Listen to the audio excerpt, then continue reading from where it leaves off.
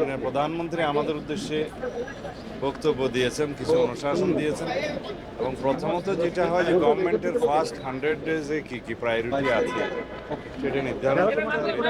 আমরা এবার 180 ডেজের একটা প্রায়োরিটি নির্ধারণ করেছি, সেটা পরে আপনারা জানতে পারবেন, আরও পরে ডিসাইড সরকারের অগ্রাধিকার বিবেচনায় আমরা প্রাথমিকভাবে দ্রব্যমূল্য নিয়ন্ত্রণে রাখা, আইনশৃঙ্খলা পরিস্থিতি আরও উন্নত করা এবং সরবরাহ চেইন, সাপ্লাই চেইন ঠিক রাখা, আর বিদ্যুৎ এবং জ্বালানি সেক্টরে যাতে কোনো সমস্যা না হয়, গ্যাস এবং বিদ্যুতে, সেটার প্রতি লক্ষ্য রাখে। These are the priorities.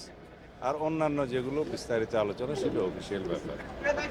আর এরপরে বাংলাদেশ সরকারের সকল সচিবদের সাথে যেটা মিটিং হয় সেটাও কথা মাফিক তিনি সেক্রেটারিদের উদ্দেশ্যে অ্যাড্রেস করেছেন।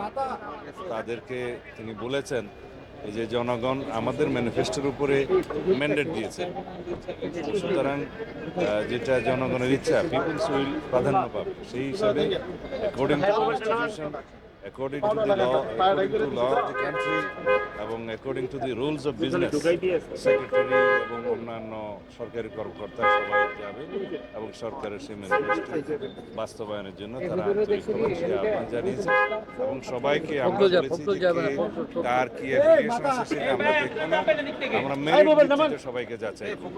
ধন্যবাদ।